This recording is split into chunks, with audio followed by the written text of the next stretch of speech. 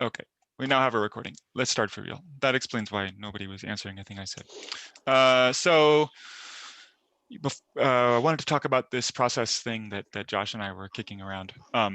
Basically, to manage the schedule better, we would like to use the first design meeting of every month to do two things. First, to schedule remaining design meetings for the rest of the month, and secondly, to do the check-ins with different project groups and kind of get a brief overview of where people are at.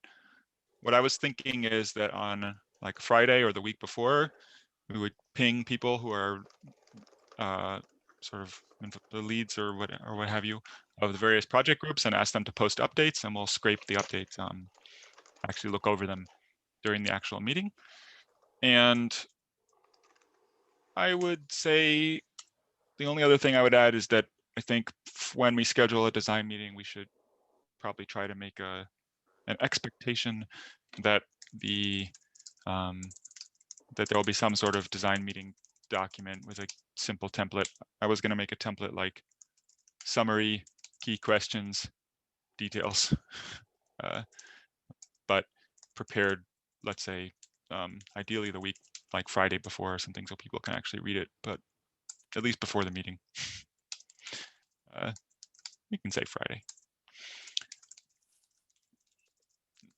And then we were just discussing various ideas to change the script. I've been meaning to do some hacking on the script myself. If nothing else, I want to change the formatting. I'd be up for trying a different sort order. I don't have a strong opinion about it. Though I kind of think it would be good. Maybe there's another tag missing or something. I don't know. Like nominated still seems right, but there are these issues that sort of linger.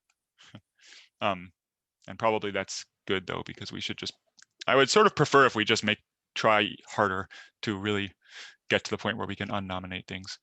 And if that's an issue, I think the one thing we're sort of missing that we don't have is a way to unnominate, but have something kind of sleep for a time and then get re-raised if nothing's happened. But like a tickler file, kick this down the road for 4 weeks, for example. Yeah, either to kick it down or because we sort of requested that X gets done, and then we might want to follow up and see whether it actually got done, you know, and if it does, people can renominate, but if it doesn't, something to think about. The other thing I would like to start doing is at the end of the meeting, I'm going to collect the action items, and then before this one, kind of go back over them, make sure they actually happened, and ping people if they didn't. Sounds good. Okay, moving forward. Speaking of things that we should try to get done, there are 2 pending proposals, and my goal with these was that proposals don't pen for very long. So I'd really like it if we could kind of figure out next steps and get these off our queue. The first one is this: stop ignoring trailing semicolons in a macro body when a macro is invoked in expression position. I think this got seconded, I see, in December. Felix seconded it and said they were willing to work as liaison. And it just needs a pull request. Felix, do you remember that? Vaguely. It seems like we can probably just mark this as accepted and close it, actually. And let's do that. And ping Aaron.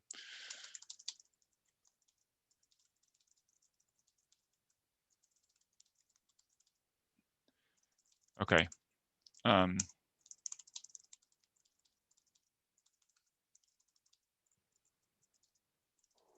Sounds fine. Next thing is deref patterns. Scott, I saw you seconded this. I don't know what's the status here.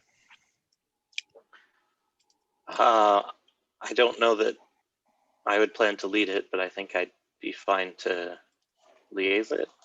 If that's actually what I meant. Okay, cool. I wrote lead, but I really meant liaison. So Scott is willing to serve as liaison, but we don't have a lead, is kind of the thing.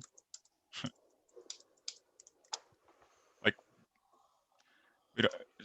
we need to find out if this person, Shorman, for example, wants to try to do the work and so forth.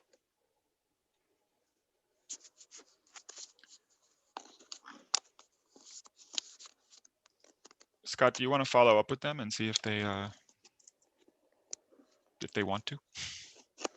Sure, I can try and find a communication mechanism.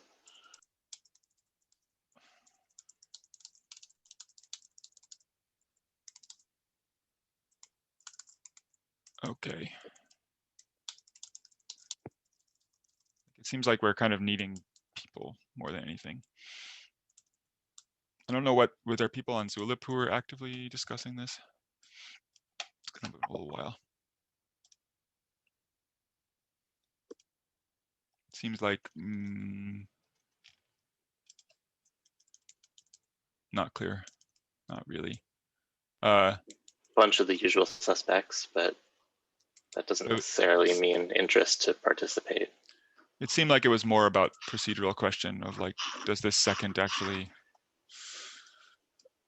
imply, that we don't need an RFC, which it doesn't. Okay.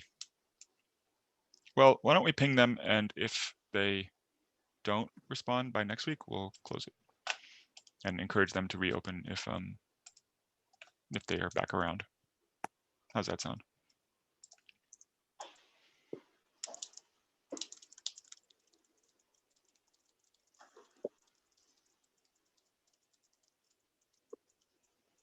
Or I'll just encourage them to reach out when available. Okay. Sure. Sounds good. I'm going to skip over the project board then, because we're going to move that to design meetings. And in terms of nominated RFCs, there aren't any, but I did want to call attention to Ryan's RFC about the pub macro rules. I don't know if this is one we requested from Ryan to go with Vadim Petroshenkov's PR. And I think procedurally, I think we kind of just want to make this into a group, right? A project group, which we sort of didn't quite do, but we should do. Given that the work itself is 90% done and the RFC was very much requested in order to document the intended behavior of the already done work, do we actually need a project group here, or does the combination of the RFC and the PR suffice? I would like to And have. It feels like there's an upper bound of process we need to impose on something that's already done. I would like a project. Maybe project group is, I'm using this term incorrectly. I want to be tracking this work, especially if we're going to start landing things, because I want to see it get to its completed status. I just like to add to that, as far as it being 90% done, I don't know if that's necessarily the case when you bring into things like Rust fix. I agree with that as an additional thing. Yeah, I wanted to add that I think some of it is done. I'm not sure if it's 90%. Well, in any case, like creating a project is, I think all that really means is we'll make a tracking issue and put it in our list of things to check in on. So sure. If this is a matter of us tracking it rather than a matter of trying to get other people to drive it like a project rather than like a piece of development work, then that seems reasonable. Yeah, that's how I'm thinking about it. Okay. Ryan, do you have any comments to make on this RFC? Like, I see you're in the meeting now, so. I mean, I don't know if people necessarily want me to talk about the challenges around it, but I just real quick, the big issue is not necessarily whether it's a good idea or not, because I think it will be relatively uncontroversial whether this is a good idea. It's the timeline for what should be done in Rust 2021 versus Rust 2024. Should we go for the whole shebang here in Rust 2021, or try and do a more gradual transition in Rust 2021 and then finishing in Rust 2024. I feel like that's probably, I want to say, not out of scope for the linting, but like possibly something we can, there's sort of this separate work around tracking the edition itself, and maybe some of that. So the reason that I think that it's relevant for the Lang team is that I think that having a intermediate step at Rust 2021 where it's not completely done could potentially lead to some awkward semantics for the 2021 edition. And I think that that's something that the Lang team would be interested in figuring out. Is there an intermediate step that causes strange semantics for those presumably 3 years? I mean, I guess the One question thing is, worth go on, Josh.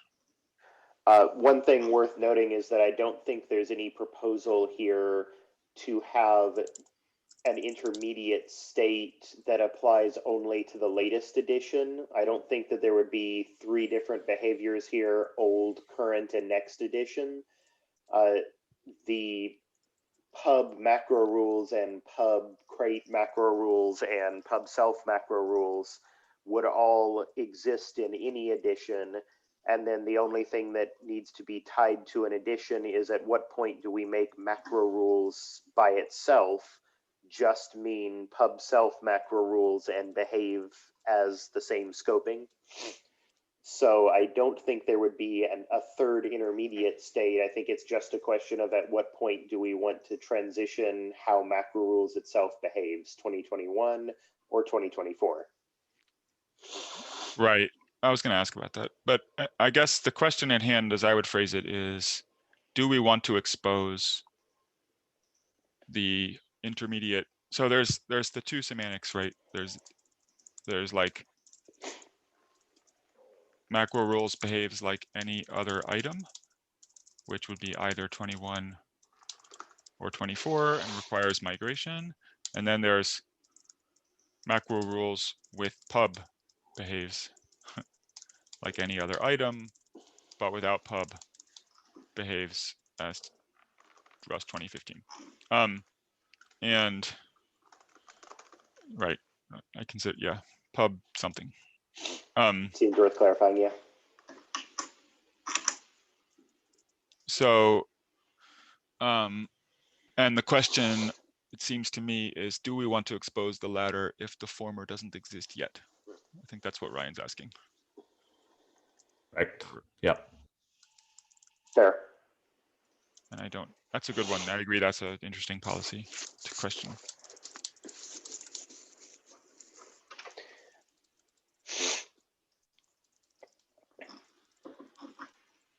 Certainly wouldn't break anything, but yes, we could ask if that would be confusing semantics. So what we're missing a little bit is there's a question that we can answer, and like to some extent the question of which edition it goes into is maybe not for us to answer, but the question of if it's not 2021, are we how do we want to expose is for us perhaps. And the other thing is whether we can find people to do those migration lints and how hard they really are. That's my opinion, at least.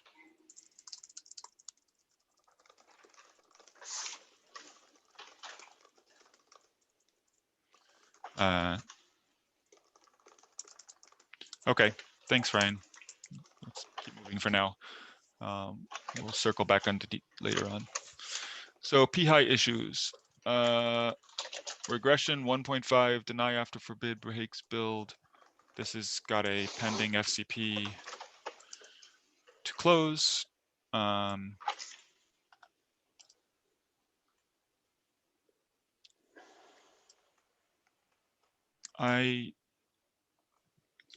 Yes. We're still waiting on either me, Taylor, or Boats to check. I wasn't here for the meeting where we discussed this.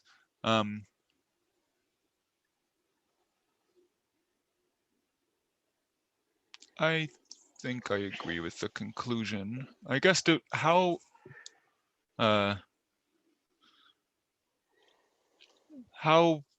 we look at how common the problem is? And in particular, are we considering this as distinct from the common derives issue? Like, I think that worries me more. That's why I filed a separate issue about it. My interpretation of Scott's FCP close here was about solely the thing described in the issue itself, not the artifacts of other things that, or other things that arise because of the artifacts of this change, the change that injected this. All right. I will check my box So- on this, but then let's talk about the other issue. But maybe Scott should confirm my hypothesis there. What I was attempting to say in the 1.50 regression issue is that this isn't like a blocking issue for the 1.50 release, but I agree that there's a bunch of updates that might make sense, like allowing denies inside forbids that would not actually change it to deny. It would just not fail or some other variety of things, but that any changes in those areas would not be strictly required in time for the 1.50 release.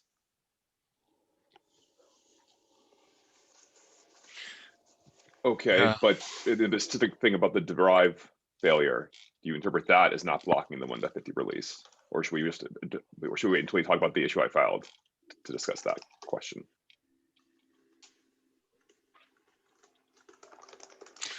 I mean, the actual issue described, okay, I see. Like I agree that the minimized code snippet does not involve a derive, but the real breakage does, right? Depending on your point of view. Derives yes. and macros, and yeah. I mean, the So- observed breakage. I think my position on the general issue is that for 1.50, this is basically caused by forbid warnings, which people should just be doing deny warnings instead. And that's okay for 1.50. Maybe we want to further tune exactly what the meanings of how these things should apply in various places, but that at its core, that's nice to have, not must have. See, to me, my problem with that assertion is that I understand the idea that forbid warnings is an anti-pattern, but I find it quite surprising. Like, and using forbid warnings, and then if I use deny elsewhere in my code base, I deserve what I get there, right? In terms of like, yeah, that used to work, but now it's not going to work. Right? I'm totally on board for that, and say you should not have used forbid warnings in that case. The problem I have is this artifact that arises where derive fails because I didn't write derive, right? I didn't write the derive for CERD serialize. I think it is quite surprising that forbid warnings causes problems with derive, and that's why I filed the other issue. And I'm still trying to extract from your statements what your opinion is on that point. I definitely agree with Felix on that. It seems like a crappy user experience.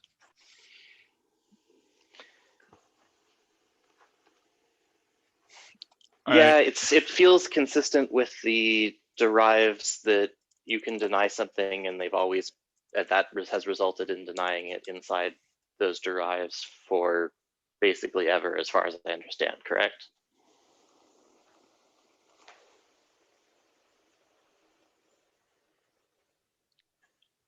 You mean like if I deny a lint in general and the generated code would trigger that lint, it gets an error? Yeah. That is sometimes true. There are some lints that suppress themselves on macro generated code. Yes. We discussed previously that maybe it would make sense to have a convention of stylistic lints inside, like unused parentheses, say, just always suppress themselves inside macro generated code. I think that's definitely true, that we should do that. Will that suffice here? Are all these lints stylistic? It looks like they mostly are non-uppercase globals. Well, it I don't know. probably depends whether it's the deny that's causing the problem or the deny plus the occurrence inside that's causing the problem. Yeah, so, okay, there's not actually any denies, right? It's allows, I think. So what happens is people in derive generate allows because these stylistic lints shouldn't be firing, but they are, so they suppress them. And then the allows conflict with the forbid, not a deny, right? That sounds plausible, yeah. I'm pretty sure that's correct. Yeah. I am somewhat of the opinion that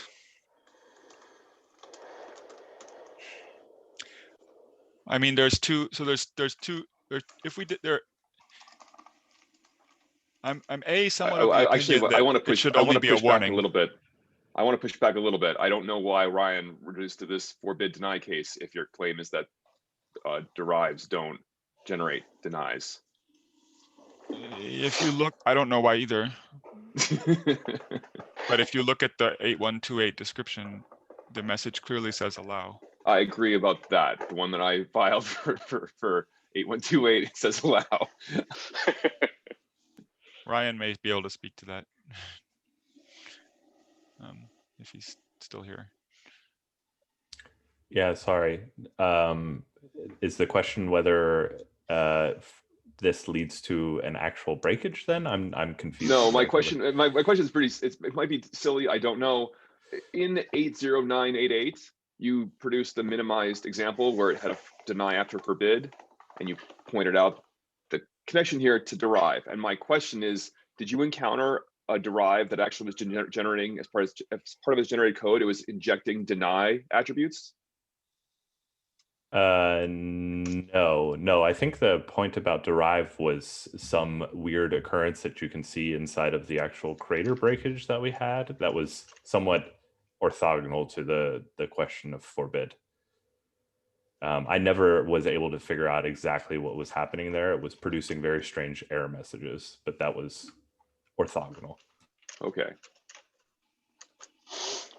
There is, looking in the crater run, okay, I see. Yeah, the crater run is actually just an explicit deny, I think. So I guess we see multiple patterns. But this pattern is an interesting one to me, and I think fairly common. I feel like many macros I've seen have a bunch of allows. I think what I'm somewhat asserting that I think giving a hard error when you have a forbid and you try to override it is unnecessary, and that it could be a warning.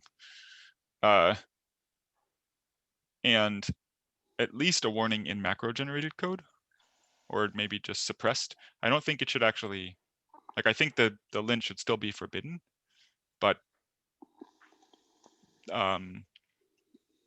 we could do that. And if we did that, plus we suppress the lint, suppress stylistic lints in macro generated code, then we made those two changes, then we would actually get this code compiling again without anybody doing any changes. That's my, and I think we should do that.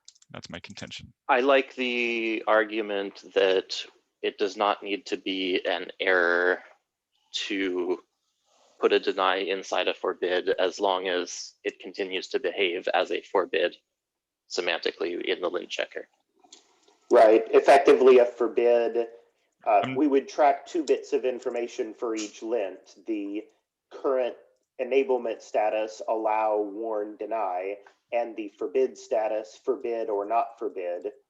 And then forbid would just mean complain if you change it from deny to not deny. That's not what I actually said, though. What I was saying is, for an allow, if there's an allow inside of a forbid, that doesn't have to be an error. We can just ignore the allow. We could do an error or a warning, or we should do something. But in particular, in macro generated code, we might just suppress it or give only a warning. And the reason for that is that then this code continues to work. But also because, I guess I would say, not only that it continues to work, but that it feels correct to me that macros should be able to put allows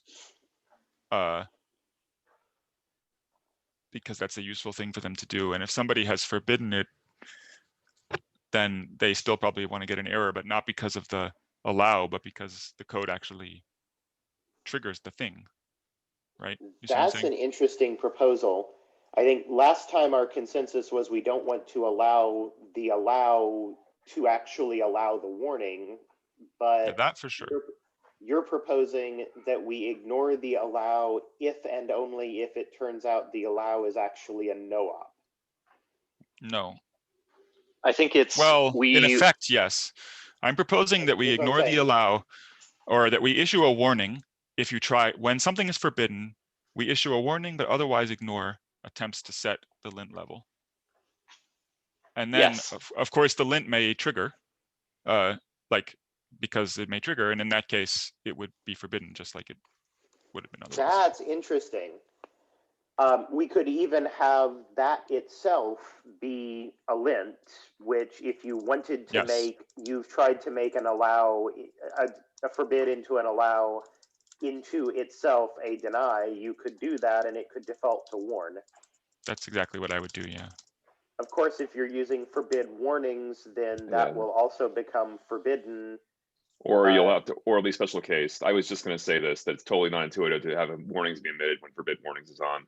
But I'm assuming these are warnings that still would be emitted, would not cause a hard error. Yeah, I guess it would have to be special case, which is kind of weird, but Yeah, that's getting back to I mean, forbid warnings so what is I a actually, weird thing to do, though. what I was actually suggesting, I think it should be a lint, but in macro generated code, it could just not, it could just be suppressed altogether. That would be okay. So I wanted to go back sort of to something I think Felix was implying earlier. Do we, right now, it is not true that lint levels are hygienic in macros. A bunch of this sounds like people would prefer that their lint levels were hygienic in macros. Is that true? I bet people would prefer if there was hygiene here, but I also think that's more effort than we want to expend for the beta regression. Yeah, that's definitely not a beta regression fix. Agreed. Long term, it would be nice if we're going to suppress certain warnings inside of macros, if we only suppressed those for uses of a macro that are not in the same crate that defined the macro, so that if you would actually be able to see warnings for the macros that you're currently writing and testing. There'd be a benefit to trying to track that down, for example. Yeah, we definitely, there was somebody, I think at the last meeting, I don't know if it was Mark, but pointed out that macro authors do want to see these warnings. For whatever reason, some macro authors do care about unused parens, for example. I don't understand it, but fine. And so that, I want to respect those people's wishes and not just blindly ignore all stylistic things. Yeah, But I was there should be assuming some nobody would there. ever want that, but I suppose they might. They sort of want it on the definition of the macro, it feels like, not on any of the expansions, but that's a whole hard. another Yeah. step of difficulty. Yeah, I'd rather not try to solve that problem. I guess an example of something, a use case that's in the back of my mind is you have some macro that conditionally generates, like, whatever it is, a warning, in some use patterns. Let's say it's unsafe code or something, and but not always. And the macro has allow unsafe code on it because it's supposed to be sort of hidden, but you have forbid unsafe code in your crate. I feel like you probably want the error if you use the macro that way, but not if you don't. And that's what I was shooting for. Plus not breaking code. Yeah. If we can implement that, that seems like a reasonable approach to actually detect if you generated that use case. Well, the approach I described here would have that effect, right? That's what I'm saying. I'm saying if we can generate that behavior in a timely fashion for dealing with this. It seems like part of the goal here is trying to solve the this widespread issue that people are going to see with if they are using forbid. So in terms of short-term solutions, I mean, it sounds like just making lint level changes in the context of forbid, make them things that we allow people to change lint levels, but we ignore them. There are no ops apart from some diagnostic being emitted that won't be forbidden, or, you know, by whatever means, and have the and still have the actual occurrences of the thing cause the relevant lint to fire because of the forbid. All that sounds to me like it should be, one, readily implementable and beta back portable, and two, should resolve, I think, the issues at hand, unless we also need the macro ignorance that Nico keeps mentioning. I think we also need the macro ignorance. I don't know for sure, but my assumption is that these allows are in the derives because the derives generate code that would trigger the lint.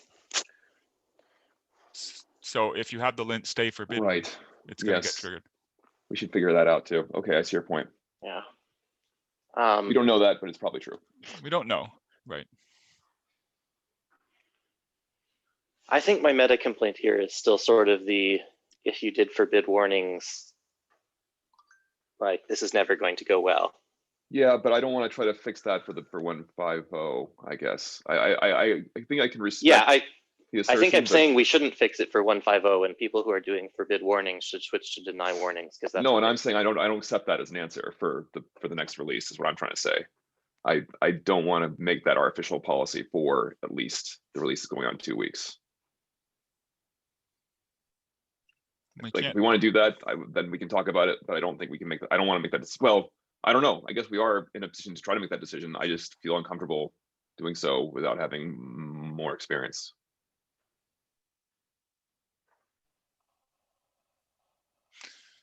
Yeah. Nico raised the forbid unsafe code again, which is the spot where someone might not want hygienic lint levels. It's also Yeah. sort of the only case of forbid that I think sort of makes sense, It's true. which is sort of an interesting wiggle on all this.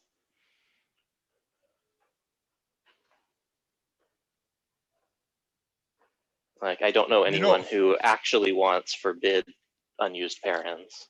I guess there would be a middle ground, which is that we create a future compatibility warning. We make forbid warnings special case to be deny warnings and warn for people for a while. With I'd the be I'd be good for happy that. with that. What, Felix? I'd be happier with that. If we're a future incompatibility thing, then at least I feel like we'd be, giving people a chance to transition. Right. This thing we're asserting, or this pattern that we're saying is an anti-pattern. I mean, honestly, it could turn into a addition transition if we wanted, right? But True. like this was a bug for a really long time that this had no effect at all. And changing it breaks people's code. So we're going to be careful about it. Makes sense to me. I like that argument. A simple thing to say, if you did forbid warnings, we'll give you, do we give you a warning that's then forbidden? I would, It's then I think that denied? Do the we special simplest- case it somehow? the simplest move to make right now is to special case forbid warnings and say like future compatibility warning. And we treat it as if it were deny warnings. Followed by allow that forbid, followed by allow that incompatibility lint, What incompatibility lint? the one that we're generating on the forbid warning. Or something. Because if we have deny warnings on, it's going to break their build anyway. Yeah, that would have to be exempted. That's so annoying. I don't know how we manage that, but yeah. Okay, sure. Except for the future previously listed future compat lint. Sure, if we're special casing, we can do that too, right? Yeah.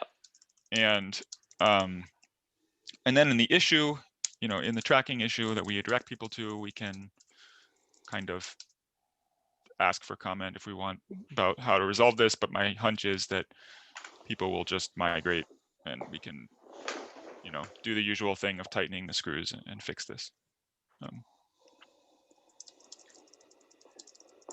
Yeah, that's a good argument. The bug has lasted for long enough that there's enough people who seem to be doing this that we should give them more warning time. That's fair. Are we special casing all lint groups or just warning the particular warnings lint group? I was wondering that same question. Probably all would be better, but I don't know if there are others that are important in practice. I think the top level warnings group is the one that people seem to be doing because they find warnings and they find forbid and they figure that this is the equivalent of writing -w error. Yeah, that makes sense. It's also worth pointing out that even when we do finish this future compatibility transition, we might want to keep this warning. Like, yeah. Just saying forbid warnings is not recommended because it's try deny warnings. Right. That said, I think, sure. That said, I think that is orthogonal to, well, mostly orthogonal to the question of if we want to solve the issue with macros independently, that we may want to do this to discourage people to use forbid warnings and still do one of the other solutions as well, such as suppressing certain stylistic lints in macro code or otherwise fixing the issue with derive. We may, I agree, but I'd rather do this now, which seems pretty easy and painless. And then decide a more complicated thing at our leisure. Yeah, I don't want to make that. Yeah. I'd prefer not to make that decision under the gun. No objection. Felix, who's going to make this happen? I can make it happen. I wanted to just, I'm volunteering to make it happen. I wanted to ask if anyone would object to me doing it for all lint groups and not just warnings, depending on what, I mean, it sounds like people are okay with the idea of it being just warnings, and maybe that's the easiest thing to do. I don't know yet, but if it's, I think all lint groups is more appropriate. Like, yeah, the behavior changed for all lint groups. Right. Does anyone object to that? Does anyone think that we should not include all lint groups? I would want to see what the list of things considered lint groups are, because I believe we have in the past taken an existing lint and turned it into a lint group with several finer grained lints under it that fully encompassed it. And I wouldn't want that to suddenly make forbid non-effective.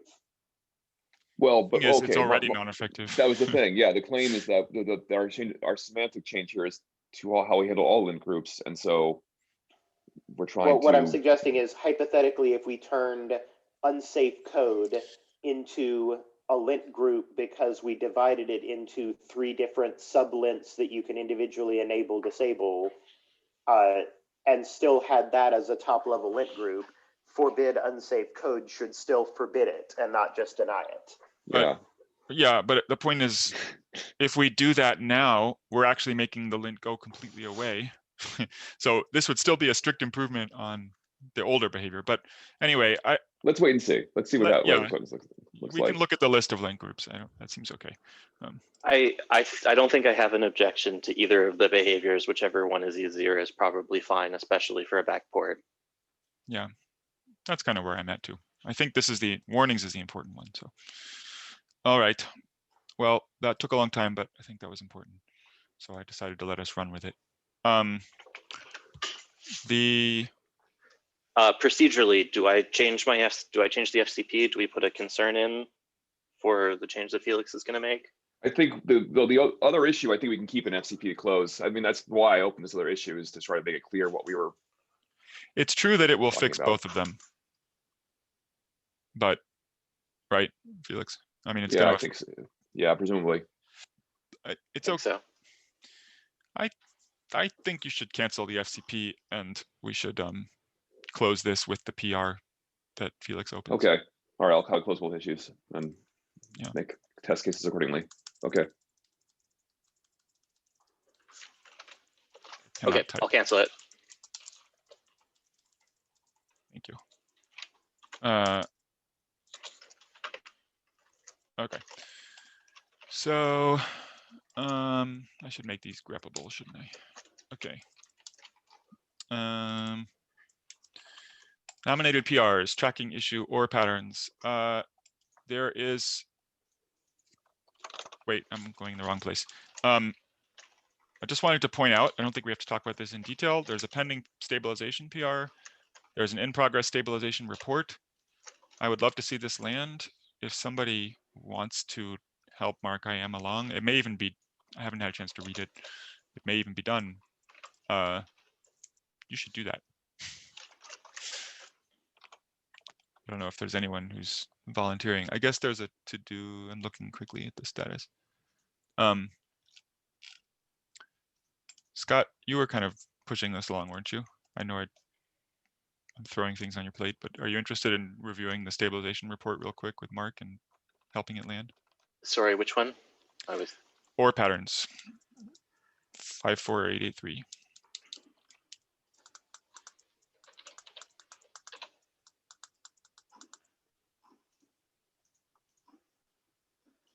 Sure, if there's a stabilization report up, I can take a look. Yeah, it's like almost done. It might even be done. I don't know. It's got a few to-dos, but it's not clear that they actually need content in them.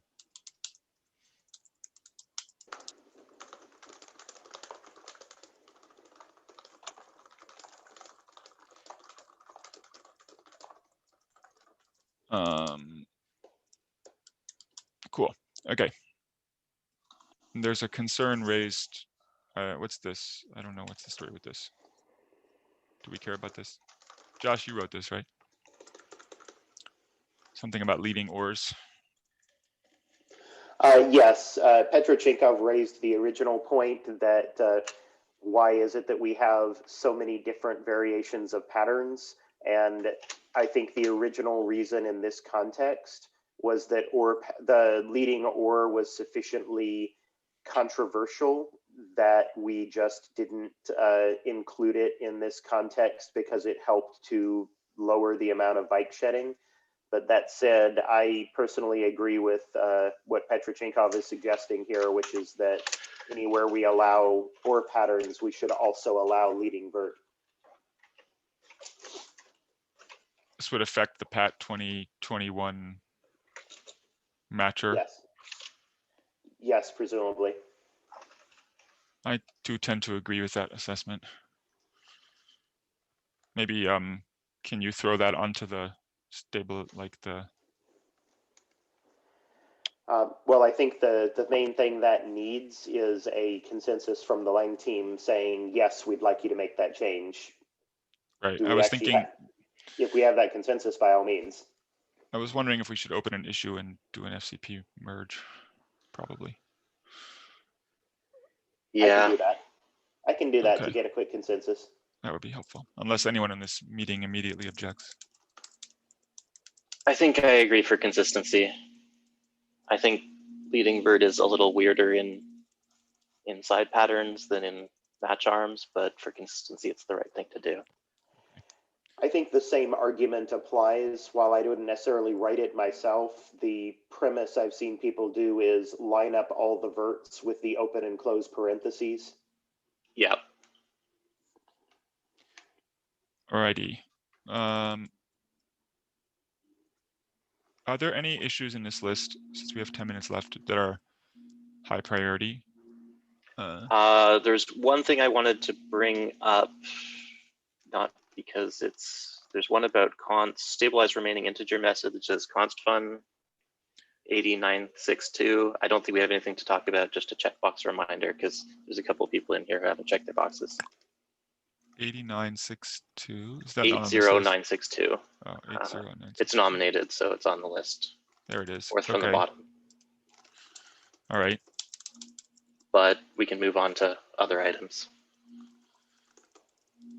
Sounds good. This beta regression we already discussed at length, right?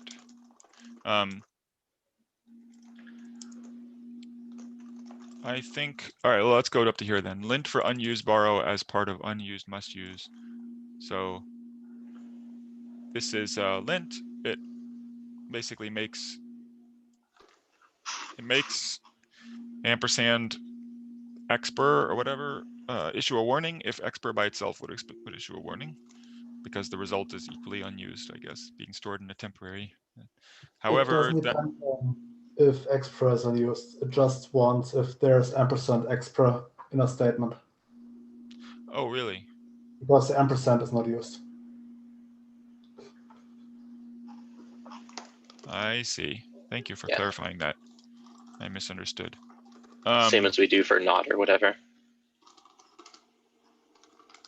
I see. And the problem is sometimes if the value has unsized type, you might need the ampersand. There's a concern on this from boats. So procedurally, we sort of need boats to make progress. But there's a bunch of good examples in the report from Morse about people doing ampersand v.push, which is just not something you need to do. Boats' concern. And it would be nice to warn Boats' about concern these things. was specifically around Crater. There's a Yeah, bunch so the of Crater warnings report in is it, back. with a lot of warnings. Right. So I think the question then becomes, are we happy with the set of warnings and are we prepared to inflict those warnings? And a bunch of them are in generated code, which brings up the shades of the prior issue. Right. A bunch are also due to specific crates that do these actions. So fixing a few crates would fix a lot of these warnings.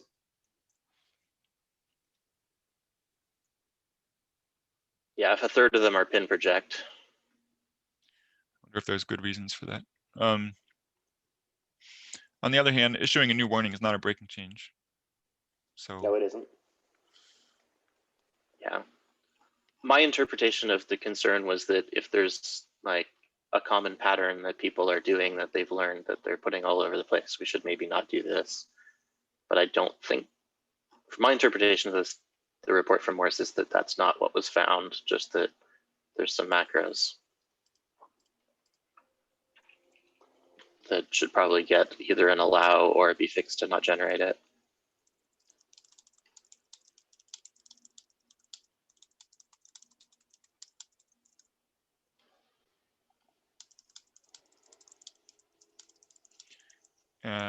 yeah, that sounds right. We could suppress the warning in generated code too, but Does this count as stylistic on our previous I know I was just weak pondering agreement? it. I don't know.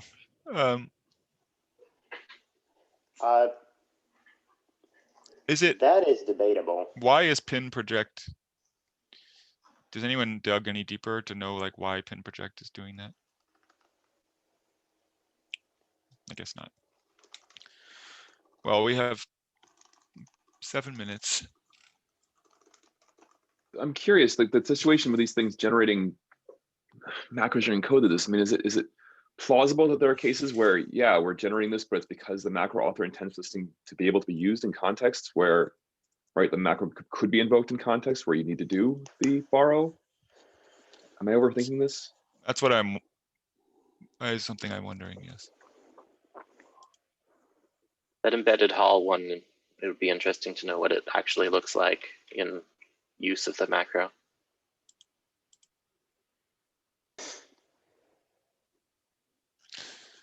Can we phrase some questions to send to the PR author if we don't know the answers?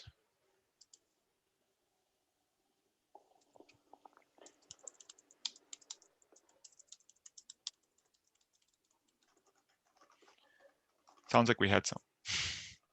Yeah. So do we know, and we could also ping the author of pin project, whoever that is.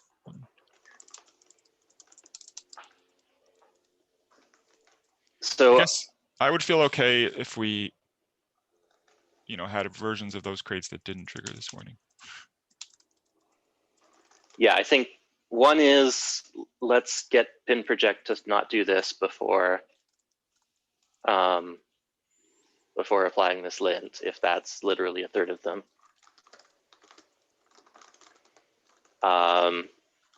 The And then I'd be curious what is going on with the HAL macros and things. If that is, as was hypothesized, something related to, hey, this is actually intended to be used as an expression that generates the ampersand, where it's behaving like a function that returns a ref, and thus it does that, and we should never warn on this. Or if this is the pattern of like, it's returning a temporary and the ampersand can't possibly do anything that somebody wanted. Oh, but there's the deref there, so no, that's a reborrow, so that's probably intentional. And thus maybe we should never check for this in macros at all. Well, but, or maybe if it's intentional, like why? It's got a semicolon at the end. I don't know, I don't quite understand, but given the semicolon at the end, that doesn't seem very likely that it's intended to be used in an expression as a ref. Yeah, I think we should ping the author of these people. Agreed. See what they're doing. Maybe they're trying to trigger the deref impl. I don't know, but it seems weird. I don't think this makes sense to suppress in generated code myself. I don't either. At least I'm not convinced yet. So the thing I'm imagining is if you wrote this as a function, I can imagine a function that returns something where it takes a ref of whatever it's returning. And that would not give any lint warnings because a ref coming out of a function does not warn. But if you were to put that into a macro instead of a function, it would start warning.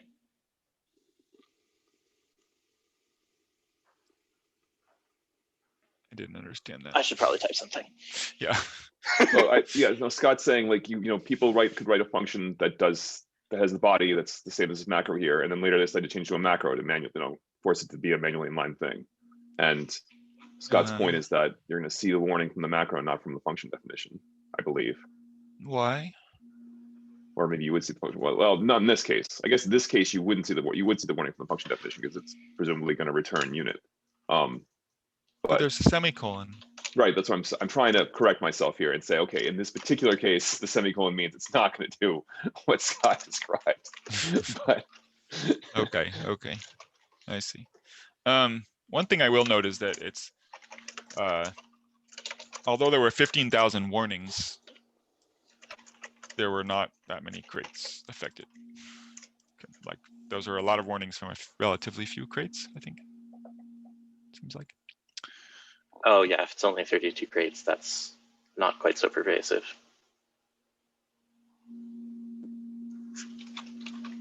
Still, it's probably like every use of pin project or something.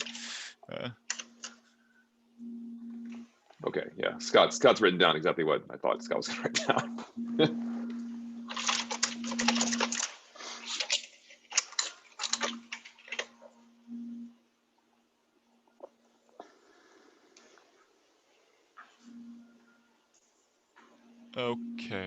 Okay.